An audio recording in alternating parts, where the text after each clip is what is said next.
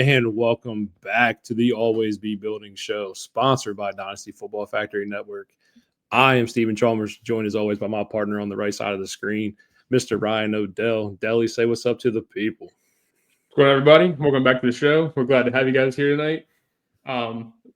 Last week, or excuse me, 2 weeks ago, we covered Ashton Jeanty to start covering these guys coming into the 2025 draft class. We're obviously hitting the studs early. Today we're coming in with our wide receiver one for this draft class. We'll be talking Tetairoa McMillan out of Arizona. Big body dude. He's been so impressive the last 2 seasons. Steven, you got anything before we kick this thing off? Yeah. Tetairoa, I don't know. We're calling him Tet. I don't know how to pronounce his name. Tetairoa McMillan, Arizona. That's what it is. 6'5", 212 pounds, big body receiver. Before I get started, Dynasty Football Factory Network, you guys allow us to come on here and have this platform every single week. We appreciate it. You allow us a platform to come on and write as well. Weekly article, the Dynasty rookie stock market has been booming on my side of things. I really appreciate all the fans and followers and all the DMs I get for that. I appreciate everybody that comes on and, just reads the article and has feedback for the article. This 2024 rookie class has been absolutely stellar. Been some names that we never thought would produce to this point. Biggest name that I've been covering here recently is Bo Nix. So I just want to say that. It's been a lot of fun with this article. So I just want to say thank you guys allowing us to have this platform, to have this voice. So with that being said, we always like to push our content as well. With our membership here, $19.99 a year, comes out to about $4.99 a month if you decide to pay monthly. It's like $1.64 a month, or if you do yearly, annually. Really cheap. Again, a bunch of guys in there, a lot of fantasy football knowledge. We're just addicts that like to sit around and talk fantasy football. You got Dynasty, you got Devi, you got Redraft, you have rankings, trade values, you have access to all our articles, you have access to our YouTube. Cheapest content around, but the best quality, no doubt about it. Anything you want to say before we get started, big dog? Oh yeah, no, I said my piece. I'm ready to get this going for good old Tet. Also, I do want to say one thing before we get started. I do not know if I told anybody this on the podcast, but me and my wife, we are expecting another baby. She will be here in June. Yes, we are having a little girl. Congrats. I am a girl dad through and through. I have a 3-year-old daughter now, and we are expecting another girl. So this will be it for us. I am getting snipped after this. So it is going to be a busy 6 months. So Chris, thank you very much, man. It's exciting times. So we are excited in the Chalmers household. But without further ado, Tetairoa McMillan, Arizona, let's hop in.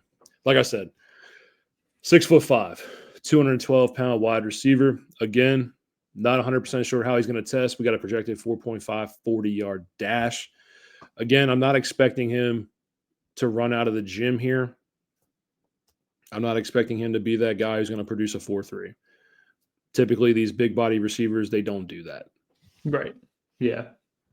There's a few exceptions of like maybe DK Metcalf and like Megatron, Julio type guys. But yeah, it's not something you typically see. But I mean, just to jump into the pros, like out of rip, like he does lack a little bit of speed, which we'll get into later. But on the pro side of things, man, like he's got great hands, for really, really good hands. It gives him a huge catch radius already at 6'5". Like, dude's got a phenomenal catch radius. He benefits him not only in the red zone, but also in tight coverage, which he's going to be in situations, given we just touched on the speed. But, dude, the hands are solid. He's all there when it comes to hands. And then, once again, for somebody his size, you see all these other guys. Best examples are like Dorial, Green Beckham, and Quentin Johnston, who these guys, they're huge guys that rely on a lot of body catches. That is not Tet at all. Thrives in high balls. I mean, he's done it all year. Even had some one-hand catches here and there. Dude's got great hands.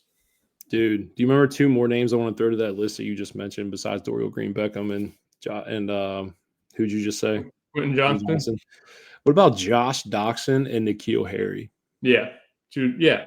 So names like that. Guys that I thought were going to be absolute studs, by the way. Anyway, but so Tet.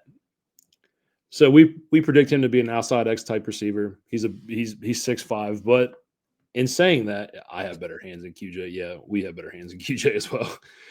Believe it or not, he also played some slot in his time in college as well. We're going to show some clips and break it down as well. He has availability and he has versatility when it comes to lining him up all across the line of scrimmage. I love it. Just want to throw this out there too. His QB rate when targeted comes in at an impressive 111.7 this year. Impressive number. Just to give you a background on him, as a freshman, showed true flashes, 702 yards receiving and 8 scores in his freshman year. Huge jump, averaged about 80 yards a game his freshman year. Huge jump from his freshman year to his sophomore and junior year. Sophomore year comes in at about 107 yards a game, 90 catches, over 1,400 yards, 10 touchdowns. This year, he's averaging about 113.7 yards a game. He's about 78 catches. He's only 11 games in, 78 catches, a little over 1,200 yards and 8 scores. Having a phenomenal year 2 and year 3.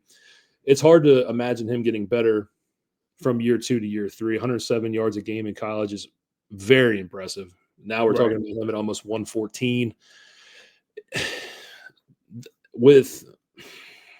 It's hard. So with this dude, with not much talent around him at the University of Arizona, right? You thought he might hit the transfer portal. He didn't. Stayed loyal, stayed true, and he's just flashed here in Arizona, dude. Flashed. Yeah, and I was going to touch on that too next if you didn't touch on it. But yeah, I mean, quarterback play, he's had Noah Fafita and Jaden LaLauren, who are not even – or Jaden LaLaura, who are not even close to household names. He's getting the job done. You see guys struggle with, like, out an elite quarterback in college sometimes and still be able to explode into, like, the NFL. I guess, like, your best example for that recently would probably be Puka. These guys are sitting on big schools, kind of not really exploding until they get to the next level. We've seen that with Tet already with bad QB play.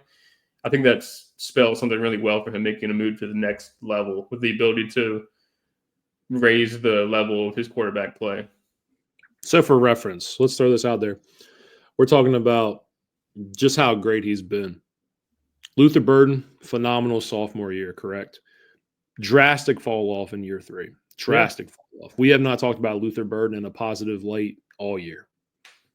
We've seen flashes, sure, but has not been a consistent producer all year. Evan Stewart, I literally had told you that I think he needs to go back to school to improve his draft stock. Have not been impressed. Egbuka is the only receiver that we've talked about out of the top 4 in the first round that I've been impressed with. That's it. Yeah. And then you got guys in the mid-second round, Trey Harris. I told you there's some flaws in Trey Harris's profile that I'm not really a big fan of, but Trey Harris has had a solid year with Jackson Dart. Tez Johnson, okay. He's had a solid year in Oregon. Not a huge fan, but whatever. So this guy stands out. He is far above his competition here in this class. So get into his pros, like you said, size automatically creates mismatch. Plays strong with his size. You talked about his hands. We talked about being able to high point in football. I talked about this dude's catch point is anywhere. Yeah, it's really, yeah. His catch point, you throw a ball outside, he's going to go get it. You throw a ball inside, he's going to go get it. High, low, he's going to go get it. Work back, work in, he can do it. Mm-hmm. There's nothing that this guy can't do. There's no ball that's out of his catch radius. And he attacks the football, he attacks it with strength, and he attacks it with aggressiveness. And he's not Quentin Johnson. Nothing goes into the body. Yeah. Big hands guy, which is what you want to see, obviously. And then not only that, you can kind of get a little nitpicky. Not touch on the cons just yet, but you can get a little nitpicky with, like, yeah, he can get better on some of his routes. But at the same time, here and there, you see flashes of it. He has a natural ability to find the soft spot in defenses. I think you have a clip that shows exactly that's coming up here. Oh, yeah. It's really impressive. Dude's right. So you're more, and I'm a big wide receiver guy now that wide receivers have tended to taken over the league. With that being said, I've had to really step up my game when it comes to the wide receiver evaluations. So with these big body receivers, and you're talking about the ability to create separation on their routes, and you're talking about the ability to expand their route tree and hip fluidity and in and out of their movements. How often do you see a guy who's 6'5", 215 pounds be able to do these things consistently? Right. I think that's what makes him so special. That's what makes him so special. Exactly. There's very few guys in the league that can do that. Name them for me. Mike Evans, his whole career has done it. Calvin Johnson did it. Julio Jones did it. Whoa. I'm not saying he's Calvin Johnson. Like I said, I'm just naming you some guys. Calvin Johnson, Julio Jones. We talk about him having shades of Drake London. Drake London, what was his biggest problem? The ability to create separation at USC. Yep. T. Higgins. T. Higgins played through a lot of strength at Clemson. T. Higgins didn't separate very well. There's, what I'm saying, there's these guys, they play strong. And that's another thing that I like to point out is he's open when he's not open. Right. He uses his body. He uses his catch radius. He has the ability to box out, and he just knows how to use leverage in his size. He is great at a lot of things. The ability to add the route, the ability to add separation in and out of his routes, find the soft spot in zones, and the ability to have some hip fluidity in and out of his breaks. He's a mismatch waiting to happen. Yeah. I mean, I definitely lean more towards the Drake London, T. Higgins side of the comparisons, if I'm going to put it out there. But yeah, same type of player. I think we can expect that going to the next level is a guy that can easily hit over 1,100 yards year in, year out, given the opportunity. And I think he is going to demand some targets when he comes into the league just for his size alone. I think he's a typical outside X receiver that's going to probably be a one on a team moving forward.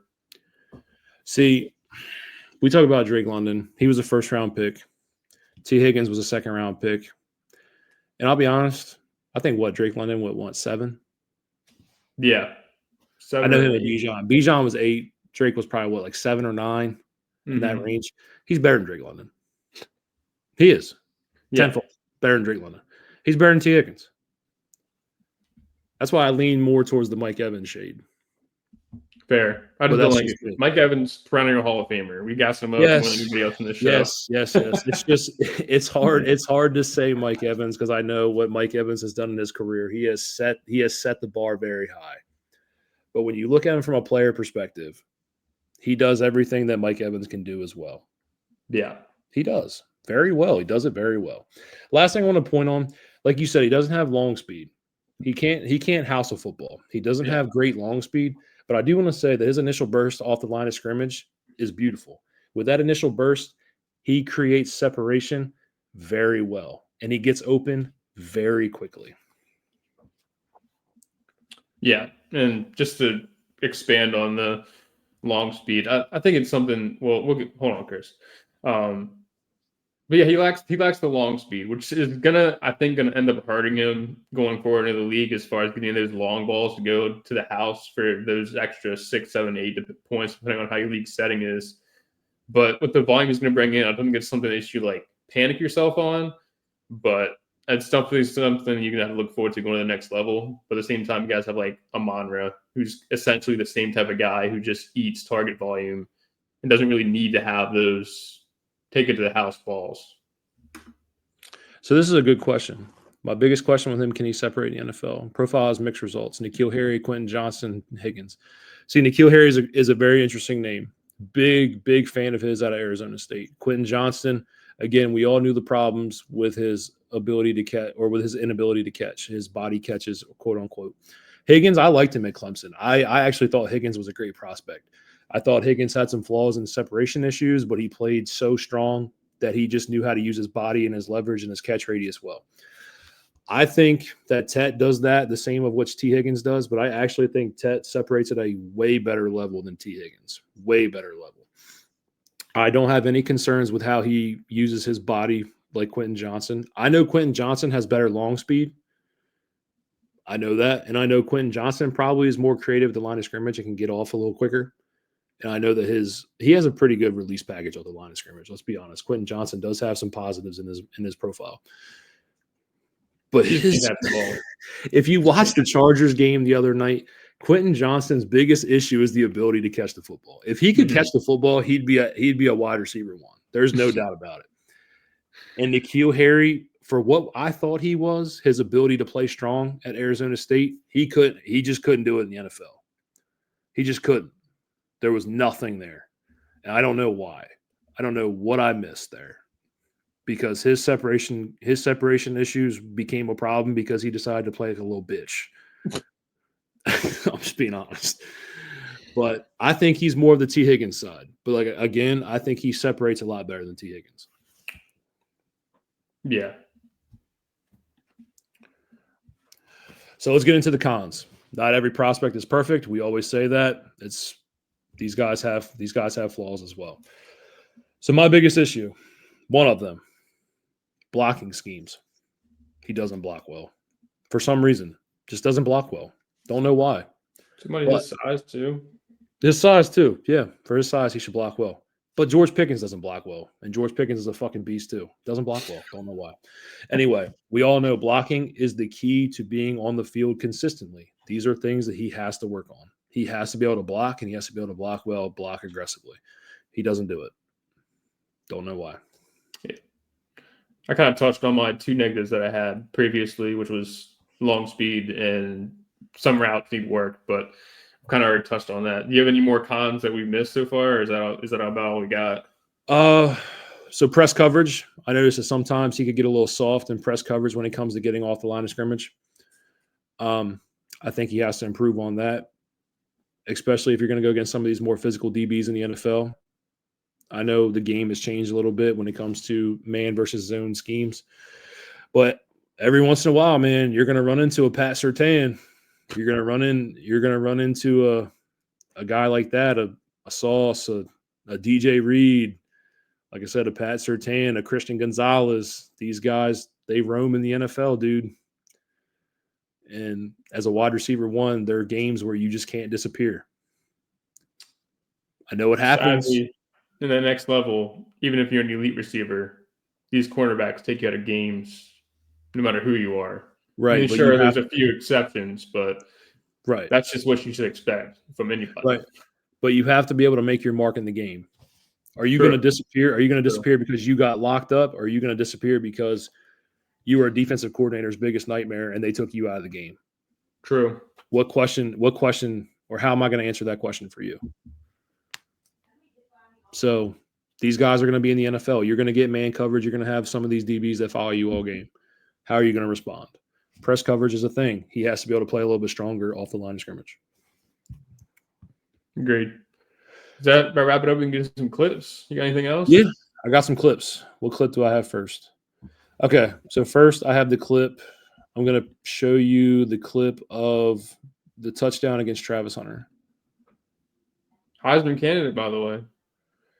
Yeah, which is crazy. Locked it up. Which is crazy. He didn't what's the word I was looking for? He didn't get nominated for the best DB in the country award. Yeah, but I don't think he needs to be the best in the country to win the Heisman when he does it on both sides. I think that's where the true Heisman candidate comes from. Bro, he's the best DB in the country outside of Will Johnson from Michigan. Just a great catch. Great throw by the QB here, actually. Great body control. Boxed out Travis Hunter well. Back shoulder, one-handed, 2 feet, touchdown. Mm-hmm. No other way to put it here. Great play. Great play. And what you see the hands in that play right there alone, back in the end zone.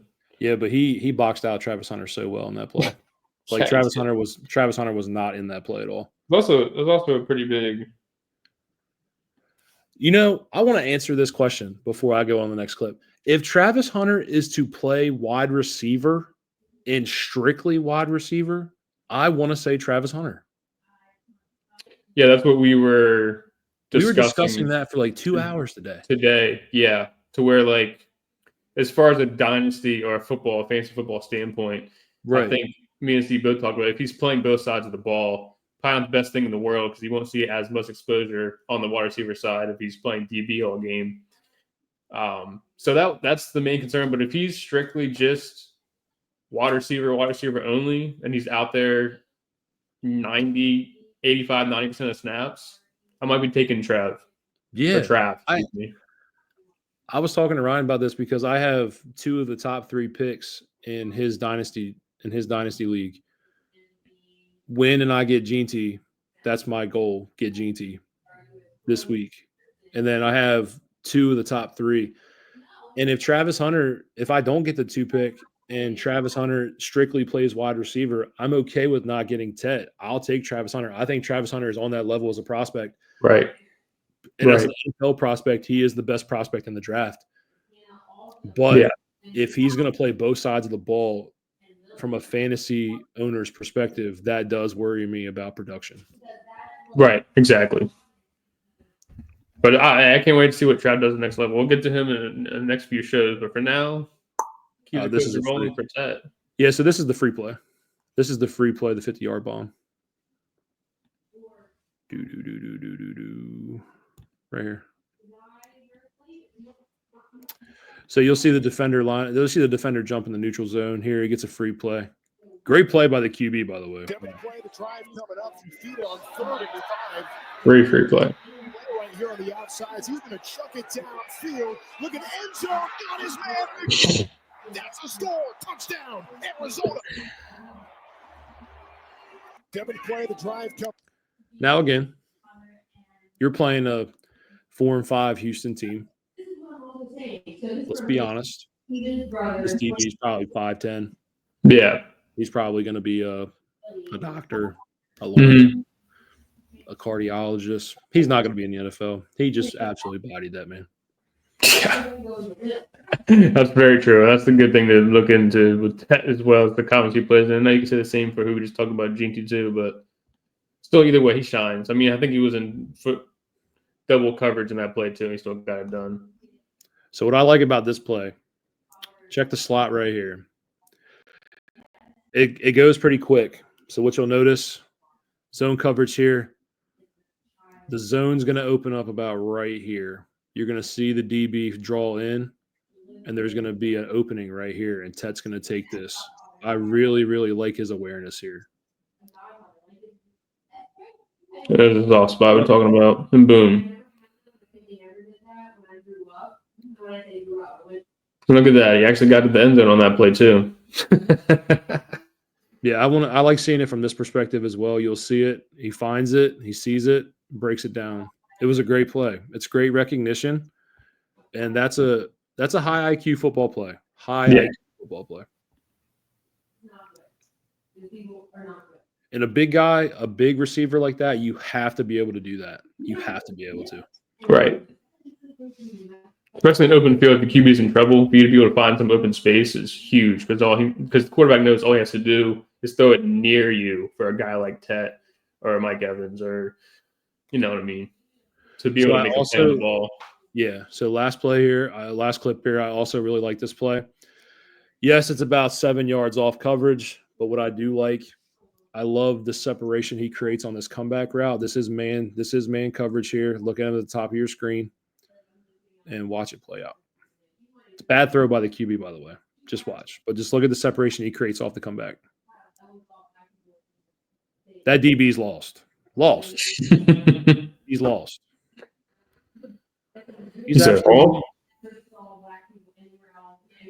That's not really a good angle, but he's lost. The DB's lost. Yeah, shout out for that second angle. That was awful. Yeah, that angle was awful. Yes. So, just showing you how crisp he is in and out of his breaks, and he's a lot better of a route runner than people want to give him credit for. Very smart, high IQ guy, strength, initial burst and quickness. Yeah. Great break in and out of his routes.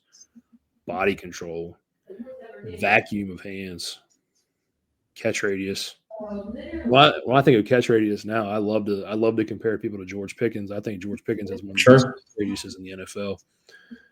You know what I mean? Like guys like that, like these guys are coming into the league and they're just taking over the NFL because these QBs know their wide receivers are down there somewhere. He may not be open, but he's open. You're gonna find a way. Yeah. Way. Yeah. And believe it or not, I mean, you probably believe it, but he's just another guy who's averaging over 16 yards per reception. And in college, he's another big play guy waiting to emerge in the NFL. I'm very excited for Tet McMillan. Very excited. Yep. He should be solid. Now I'm not gonna sit here and tell you. Obviously, he's a rookie. It's hard to gauge where they're going to be at. We haven't seen combo. We haven't seen draft cap, but I'm not going to sit here and tell you he's going to end up being a guy like Mike Evans. I'm kind of closer between Mike Evans and Drake London, probably closer to the Drake London-esque player. But that's still a great asset for your dynasty teams. Definitely somebody you should try to go out and grab this offseason. And obviously, do your own research. You're just two opinions online. We always welcome you guys to go out, do your own research, come back to us, tell us what we are not seeing, whatever it may be. But yeah, I'm in on Tet this offseason. I think he's going to be an asset going forward in Dynasty. Put me on board. Yeah, he's locked in as a top 10 pick. Yeah. I would hope so. I hope he makes it there. I want to see him play with Drake May. That's where I want him to go. That's where I want him to go. They're just going to have a high pick. I don't think they're going to spend it on Tet. Okay. I mean, we'll see. We'll see, buddy. That's my dream landing spot for a realistic landing spot. He is a top 10 pick. He's going to go in the top 10. Realistically, you guys are taking a quarterback. The Jags are taking Travis Hunter right now, and they're projected 1. You guys are taking a quarterback. The Raiders are taking a quarterback. A lot of teams reach for QBs that need QBs. I think the Titans are a realistic answer. Titans are what I'm a little bit nervous for. I'm nervous about the Titans, but I think he fits Will Levis's skill set to a degree if Will Levis is their long-term answer. I love him with Drake May. I think that's my ideal landing spot. Young wide receiver mixed with a young QB, grow together. Love that landing spot. So we'll see. That's where I want him to go as the Patriots. I am worried about the Titans, but we'll see. Yeah, that's going to wrap. But that is going to wrap up Tet McMillan. We have a lot of draft profiles to get through. There's a ton in this class. A ton, especially running backs. Yeah, we're going to spend at least 6 videos covering running backs. Thank God we got one out the way already. But yeah, way more of these to come.